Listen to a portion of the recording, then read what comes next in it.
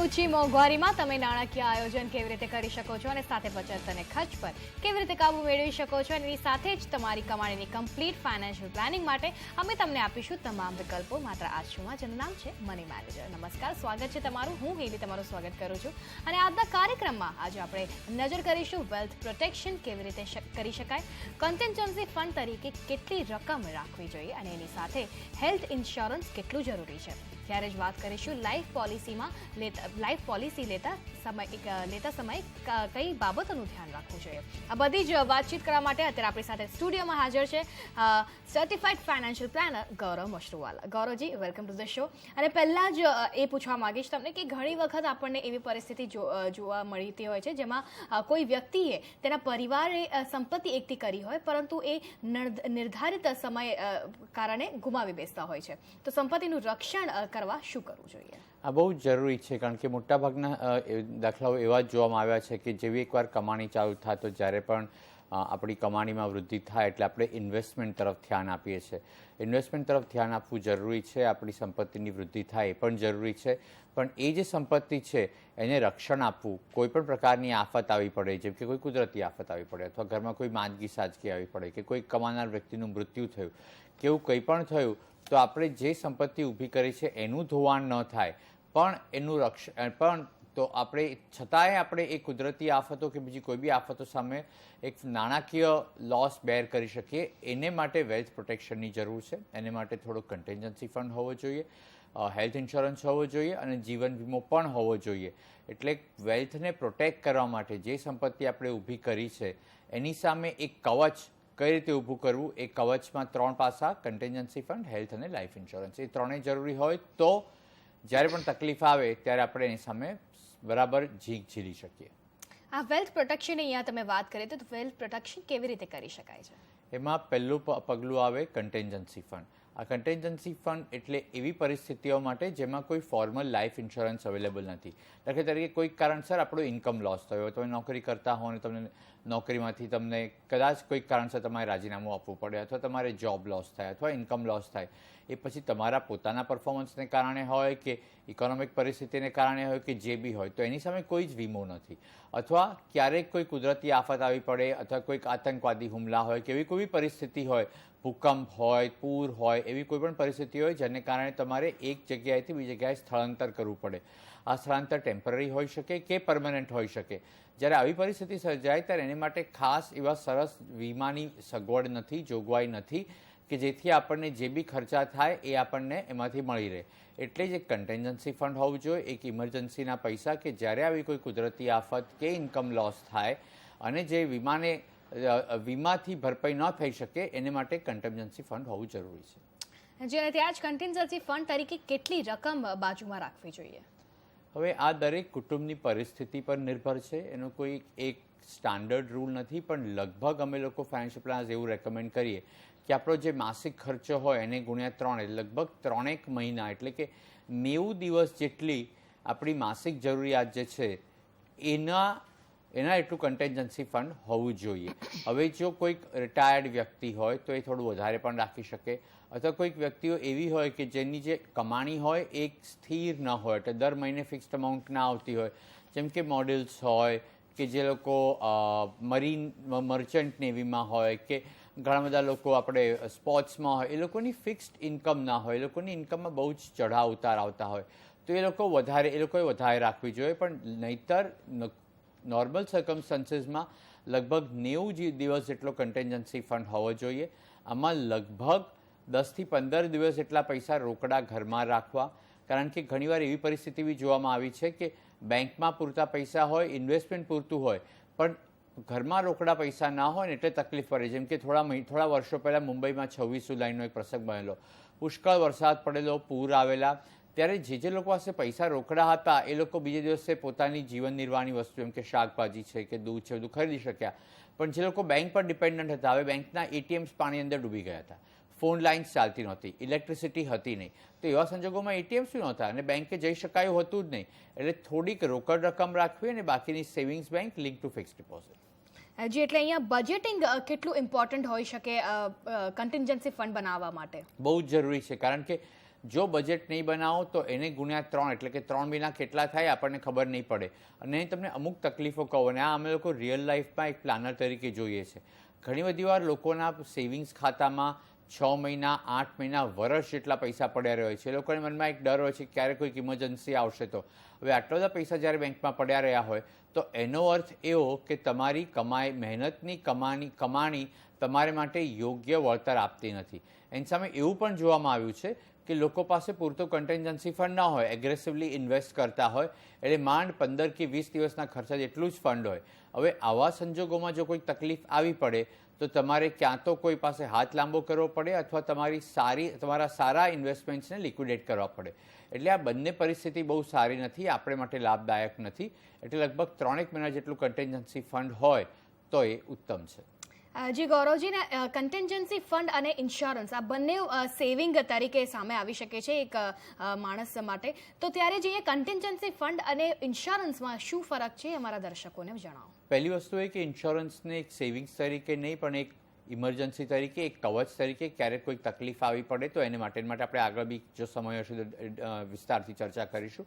કન્ટેન્જન્સી fund અને ઇન્સ્યોરન્સમાં તફાવત ફક્ત એટલો જ કે કન્ટેન્જન્સી ફંડ એ પરિસ્થિતિઓ માટે છે જ્યાં આગળ ઇન્સ્યોરન્સ ન પહોંચી શકે. જેમ મેં વાત કરી કે કોઈક ઇન્કમ લોસ થાય અથવા કોઈ કુદરતી આફત આવી પડી, એવી પરિસ્થિતિઓમાં કન્ટેન્જન્સી ફંડ. પણ જ્યાં આગળ જીવન વીમો કે હેલ્થ ઇન્સ્યોરન્સ મળે, જેમ કે કોઈ માંદગી હોય, હોસ્પિટલાઇઝેશન થાય, મૃત્યુ થાય, આ બધા માટે એક ફોર્મલ ઇન્સ્યોરન્સ અવેલેબલ છે. એટલે ત્યારે ઇન્સ્યોરન્સ લેવો. જે વસ્તુ માટે ઇન્સ્યોરન્સ અવેલેબલ ન હોય એને માટે કન્ટેન્જન્સી ફંડ. જી, એટલે જે વસ્તુઓ માટે કે જે પરિસ્થિતિઓ માટે ઇન્સ્યોરન્સ અવેલેબલ ના હોય એના માટે તમે કન્ટેન્જન્સી ફંડ ઊભું કરી શકો છો. ત્યારે જ આ બાબતે ચર્ચા અમારી ચાલુ રહેશે ગૌરવજી સાથે, પણ અત્યારે સમય થઈ ચાલો છે એક નાનકડા વિરામનો.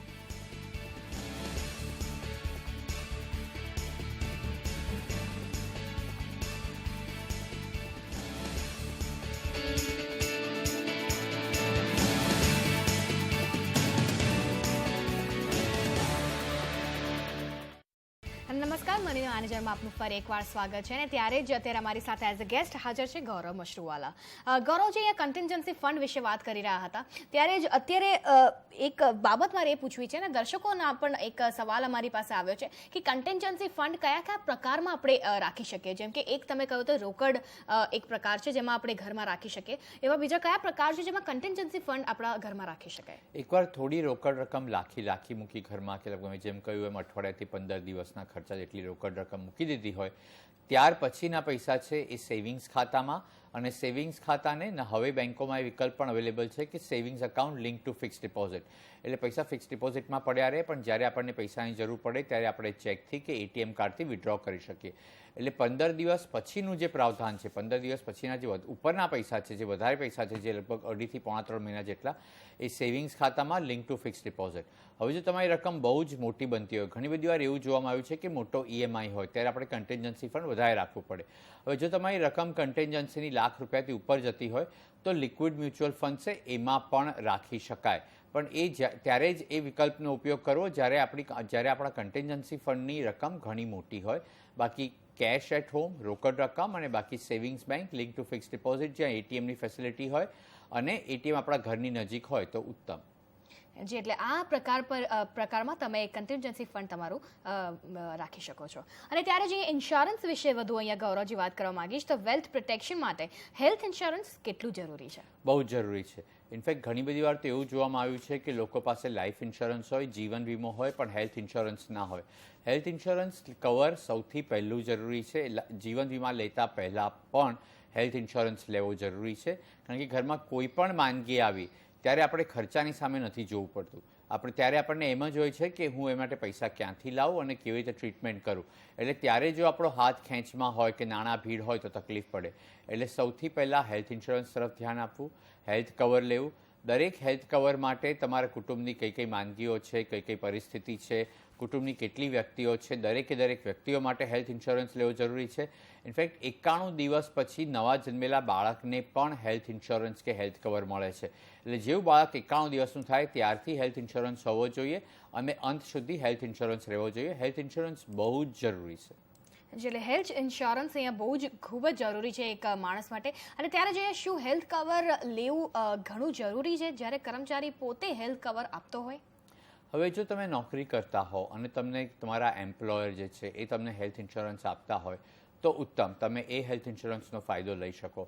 પણ મોટાભાગે એવું જોવામાં આવ્યું છે કે જ્યારે કોઈ પણ એમ્પ્લોયરે હેલ્થ ઇન્સ્યોરન્સ આપ્યો હોય અને કોઈ બી સેલરાઇડ માણસ તમે પૂછીએ કે તમારો કેટલો હેલ્થ કવર છે, એટલે કે અમને તો અમારી કંપની તરફથી મળે છે, હવે અમે પૂછીએ કેટલું કવર છે, તો એમાં કોઈ લોકોને ખ્યાલ ના હોય, અંદાજ ના હોય. મોટા ભાગના કેસમાં આ જોવામાં આવ્યું છે કે એમ્પ્લોયર અમને હેલ્થ ઇન્સ્યોરન્સ આપે તો છે પણ એની ડિટેલ્સ કે આખા કુટુંબ માટે છે, ફક્ત અમારી માટે જ છે, તમારા કુટુંબ માટે છે, લિમિટેડ છે, અનલિમિટેડ છે, કેશલેસ ટ્રીટમેન્ટ છે કે તમારે પહેલાં પૈસા આપવાના અને પછી તમને રીઇમ્બર્સ કરે, આવી કોઈ જાણકારી હોતી નથી. એટલે જો હેલ્થ ઇન્સ્યોરન્સ તમારા એમ્પ્લોયર તરફથી હોય તો તાત્કાલિક તમારે તમારા HR department, human resources department પાસે જવું અને જાણવું કે તમને કયા પ્રકારનું કવર અવેલેબલ છે, તમારો દરજ્જો, તમારું જે બી ગ્રેડિંગ છે, તમે જે બી લેવલ પર કામ કરો છો એના માટે કયા પ્રકારનું હેલ્થ ઇન્સ્યોરન્સ અવેલેબલ છે, કેશલેસ છે કે તમારે પહેલાં પૈસા આપવા પડશે, કુટુંબની કઈ વ્યક્તિઓ માટે એ હેલ્થ ઇન્સ્યોરન્સ અવેલેબલ છે, મા બાપ માટે હેલ્થ ઇન્સ્યોરન્સ એમાં ગણાય છે કે નથી ગણાતો, ફક્ત પત્ની અને બાળકો માટે જ છે,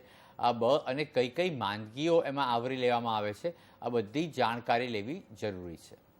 જી, અને ત્યારે જ અહીંયા એક પ્રશ્ન આવ્યો છે કે શું તે જરૂરી છે કે જનરલ હેલ્થ ઇન્સ્યોરન્સ પોલિસી લેવી કે તેવી પોલિસી લેવી કે જે માત્ર ગંભીર બીમારીઓને જ કવર કરતી હોય? જેમ કે ગંભીર બીમારી એટલે ક્રિટિકલ ઇલનેસના ઘણા બધા પ્લાન્સ મળે છે.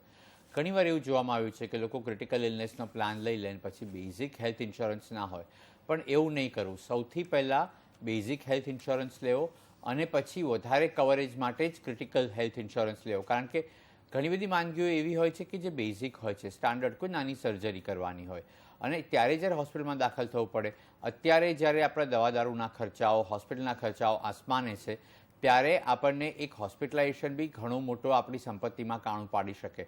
એટલે બેઝિક હેલ્થ ઇન્સ્યોરન્સ લેવો સૌથી પહેલાં, કુટુંબની દરેક વ્યક્તિ માટે બેઝિક હેલ્થ ઇન્સ્યોરન્સ લેવો અને ત્યાર પછી જ ક્રિટિકલ ઇલનેસ તરફ ધ્યાન આપવું. ક્રિટિકલ ઇલનેસ પણ જરૂરી છે પણ પહેલાં બેઝિક હેલ્થ ઇન્સ્યોરન્સ પછી ક્રિટિકલ ઇલનેસ.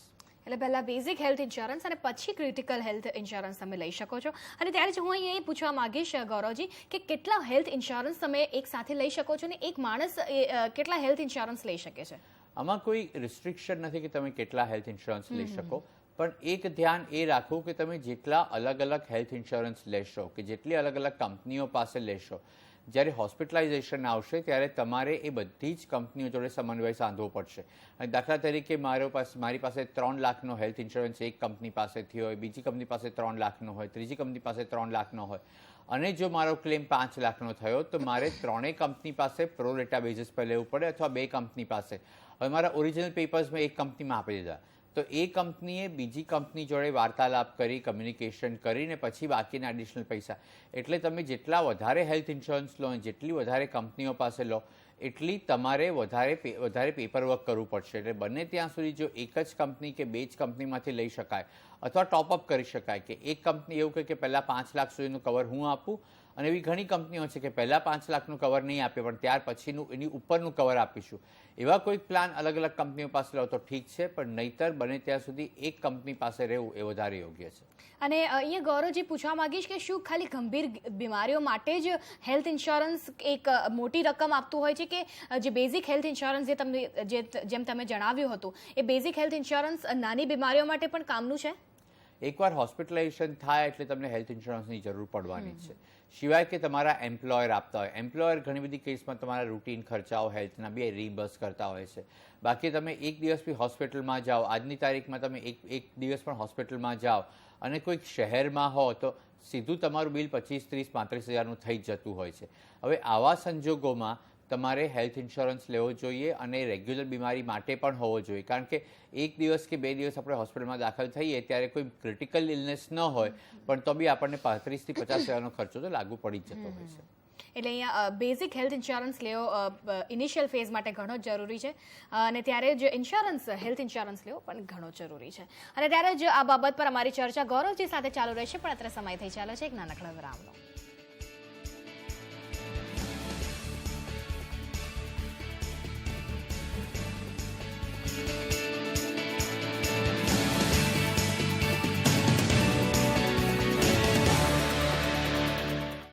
મની મેનેજરમાં આપનું ફરી એકવાર સ્વાગત છે. ત્યારે જ એઝ અ ગેસ્ટ આપણી સાથે અત્યારે જોડાયેલા છે ગૌરવ મશરૂવાલા.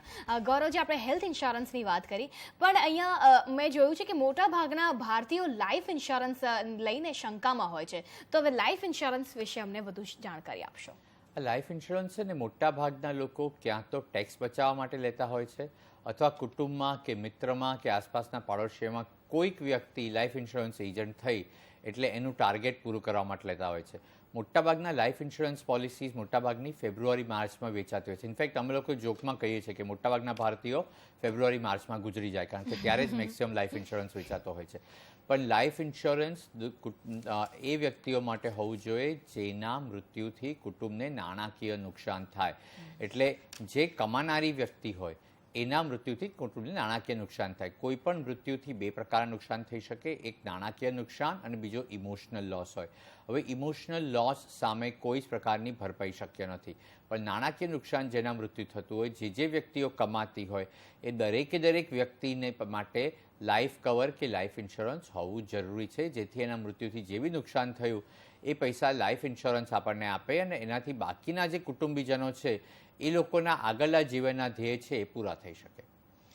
જી, અને ત્યારે જ પરિવારના દરેક સભ્યના નામે લાઈફ ઇન્સ્યોરન્સ કવર હોવું જોઈએ? ના, ફક્ત જે કમાનારી વ્યક્તિઓ છે એને માટે જ. એટલે દાખલા તરીકે બાળકો છે. હવે મને કોઈએ સમજાયું જ નથી કે બાળકો માટે લોકો લાઈફ ઇન્સ્યોરન્સ કેમ લે. જો કમાનાર પિતા કે માતાનું મૃત્યુ થાય તો બાળકોને પૈસાની જરૂર પડે, પણ બાળકોને કંઈક થાય તો માતા પિતાને પૈસાની જરૂર નથી. એટલે બાળકો માટે અથવા જે બાળકો કમાતા ના હોય, મોટી વયના યુવાન હોય પણ જો કમાતા ના હોય તો એ લોકો માટે લાઈફ ઇન્સ્યોરન્સ પોલિસીની જરૂર નથી. એવી રીતે હાઉસવાઈફ માટે, ગૃહિણી માટે પણ લાઈફ ઇન્સ્યોરન્સની જરૂર નથી, કારણ કે એના મૃત્યુથી કુટુંબ ભાંગી પડે, કુટુંબની આખી ઇમોશનલ લાઈફ ડિસ્ટર્બ થઈ જાય, પણ એનાથી કોઈ નાણાકીય નુકસાન થતું નથી. એટલે ગૃહિણીઓ માટે પણ લાઈફ ઇન્સ્યોરન્સની જરૂર નથી. અને રિટાયર્ડ વ્યક્તિ, એકવાર વ્યક્તિ રિટાયર થાય પછી એના મૃત્યુથી ઘરના એક મોભી જાય એ વાત બરાબર છે, પણ એનાથી કોઈ નાણાકીય નુકસાન નથી. એમની જે પણ સંપત્તિ છે એ તો કુટુંબના જે બાકીની વ્યક્તિઓ છે એ લોકોને વસિયતનામા રૂપે મળી જશે. એટલે જે વ્યક્તિઓ કમાતી ન હોય, જેમ કે બાળકો, યુવાનો, જે લોકોએ કારકિર્દી ચાલુ ન કરી હોય, ગૃહિણીઓ અને રિટાયર્ડ ગૃહસ્થો કે એ લોકો માટે લાઈફ ઇન્સ્યોરન્સની જરૂર નથી. ફક્ત કમાતી વ્યક્તિ, હવે જો હાઉસવાઈફ હોય, હવે જો વાઈફ હોય અને જો એ કમાતી હોય તો એના માટે લાઈફ ઇન્સ્યોરન્સની જરૂર છે. બાળકો મોટા થયા અને કમાણી કરતા હોય તો એ લોકો માટે લાઈફ ઇન્સ્યોરન્સની જરૂરી છે, બાકી લાઈફ ઇન્સ્યોરન્સની જરૂરિયાત નથી. જેને ત્યારે જ કેવા પ્રકારની લાઈફ ઇન્સ્યોરન્સ પોલિસી લઈ શકાય? એટલે આપણે જોઈએ છીએ કે અત્યારે માર્કેટમાં ઘણી બધી લાઈફ ઇન્સ્યોરન્સ પોલિસીઝ જોવા મળે છે. તો તમારા પ્રમાણે એવી કયા પ્રકારની લાઈફ ઇન્સ્યોરન્સ પોલિસી જે આજે એક વ્યક્તિએ લેવી જોઈએ? અમે નોર્મલી ટર્મ પ્લાન રેકમેન્ડ કરીએ છીએ. ટર્મ પ્લાન જ્યારે purest and the cheapest form of insurance છે. એમાં વ્યક્તિનું મૃત્યુ થાય તો કુટુંબને રકમ મળે, પણ જો કંઈ ન થયું, મૃત્યુ ન થયું, તો આપણને આપણા જે પ્રીમિયમના પૈસા ભર્યા હોય એ પાછા ન મળે. પણ એ પ્રીમિયમ એટલું બધું ઓછું હોય છે કે આપણે એનાથી વધારે કવર લઈ શકીએ. આ હેલ્થ ઇન્સ્યોરન્સ જેવું છે. હેલ્થ ઇન્સ્યોરન્સનું પ્રીમિયમ દર વર્ષે ભરતા હોઈએ, પણ જો આપણને હોસ્પિટલાઇઝેશન ન થાય તો પૈસા પાછા ન મળે. એનો અર્થ એવો નહીં કે આપણે હોસ્પિટલમાં જઈને પૈસા લઈ આવીએ છીએ. પણ હેલ્થ ઇન્સ્યોરન્સની જેમ ગાડીનો ઇન્સ્યોરન્સ હોય એમાં પણ એવું જોઈએ, ગાડીને એક્સિડન્ટ ન થયું તો પ્રીમિયમના પૈસા ભર્યા પણ એનાથી આપણને કંઈ ફાયદો ન થાય. ટર્મ પ્લાન બી એ જ પ્રકારનો ઇન્સ્યોરન્સ છે, બેઝિક ફોર્મ ઓફ ઇન્સ્યોરન્સ, જેનાથી જો કોઈ વ્યક્તિનું મૃત્યુ થયું તો કુટુંબને પૈસા મળે, જો કશું જ ન થયું તો એ પૈસા ગયા. દર વર્ષે પ્રીમિયમ ભરતા રહેવું જોઈએ. મોટાભાગના લોકોને એમ હોય છે કે હું લાઈફ ઇન્સ્યોરન્સ લઉં પણ જો મારું મૃત્યુ ન થયું તો મારા પૈસા કેમ જાય? એટલે આપણે ઇન્વેસ્ટમેન્ટ તરીકે લાઈફ ઇન્સ્યોરન્સ લઈએ છીએ.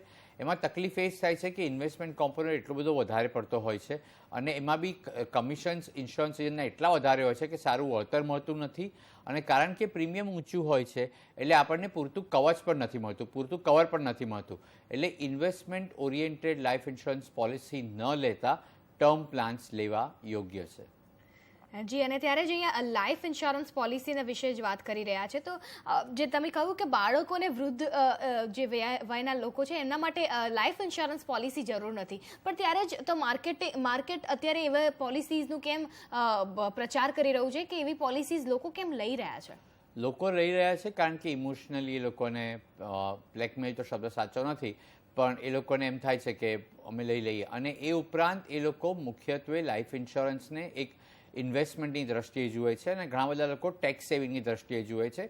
એ ઉપરાંત ઘણા બધા લોકો, જેમ શરૂઆતમાં કહી ગયો એમ, કોઈક સગુવાલું કે કોઈક મિત્ર કે કોઈક પાડોશી ઇન્સ્યોરન્સ એજન્ટ થયું તો એનું ટાર્ગેટ પૂરું કરવું છે એટલે લીધું. એટલે આવા બધા સંજોગોમાં life insurance policy actual term plan જે લેવો જોઈએ એને બદલે આવી ઇન્વેસ્ટમેન્ટ ઓરિએન્ટેડ પોલિસીઝ લેવામાં આવે છે. એ ઉપરાંત ઘણી બધી વાર એવું પણ જોવામાં આવ્યું છે ને બધા એજન્ટોને એપ્લિકેબલ નથી, પણ એવા ઘણા બધા એજન્ટ્સ છે જે લોકો પણ એમ કહેતા હોય છે કે સાહેબ તમે આ પ્રકારનો પ્લાન લો, ટર્મ પ્લાન ન લેતા, કેમ કે આવા પ્લાનથી જો તમારું મૃત્યુ નહીં થાય તમને પૈસા પાછા મળશે. પણ આ યોગ્ય નથી, કારણ કે એનાથી તમને વળતર બી ઓછું મળે છે, ઇન્સ્યોરન્સ એજન્ટ્સના કમિશન ઘણા બધા હોય છે અને પૂરતું કવર પણ નથી મળતું. અને ત્યારે જ અહીંયા અમારા એક દર્શકે અહીંયા ઈમેલ થ્રુ અમને મેસેજ પહોંચાવડાયો છે કે એમની પાસે 1 લાખ સેલરી અહીંયા અર્ન કરી રહ્યા છે કોર્પોરેટમાંથી, પણ ત્યારે જ એમને અત્યારે ખબર નથી પડી રહી કે કન્ટિન્જન્સી ફંડમાં કેટલું રોકાણ કરવું જોઈએ ને લાઈફ ઇન્સ્યોરન્સ પોલિસીમાં કેટલું રોકાણ કરવું જોઈએ. તો તમારા મતે એમને એક પ્લાન અહીંયા સજેસ્ટ કરશો જેમાં કન્ટિન્જન્સી ફંડ અને લાઈફ ઇન્સ્યોરન્સ પોલિસીમાં કેટલું પ્રીમિયમ હોય એ તમે બતાવશો. કન્ટિન્જન્સી ફંડ જે છે ₹1,00,000 કમાણી છે, આપણે એવું ધારી લઈએ કે એમને જો વાર્ષિક માસિક ખર્ચા ₹60,000 છે તો 60,000 ગુણ્યા 3 એટલે ₹1,80,000, 3 મહિનાની જોગવાઈ કરવાની હોય તો ₹1,80,000 એટલું કન્ટિન્જન્સી ફંડ ભેગું કરે, ધીરે ધીરે કરી શકે છે. અને જે લાઈફ ઇન્સ્યોરન્સની વાત છે એમાં એમણે એમના જો ફાઇનાન્શિયલ ગોલ્સની યાદી બનાવી હશે તો એમને એક અંદાજ હશે કે એમની કઈ કઈ જવાબદારીઓ છે, નાણાકીય જવાબદારીઓ કઈ કઈ છે અને એમના મૃત્યુથી એ જવાબદારીઓ પૂરી કરવા માટે કેટલું ઇન્સ્યોરન્સ કવર જોઈએ એટલું લાઈફ ઇન્સ્યોરન્સ કવર લેવું જોઈએ. તો બસ મની મેનેજરમાં આટલું જ. ગૌરવજી, તમારો ખૂબ ખૂબ આભાર અમારી સાથે અહીંયા જોડાવા બદલ, તમામ જાણકારી આપવા બદલ. તમે વધુ સમાચારો માટે જોતા રહેજો CNBC બજાર. નમસ્કાર.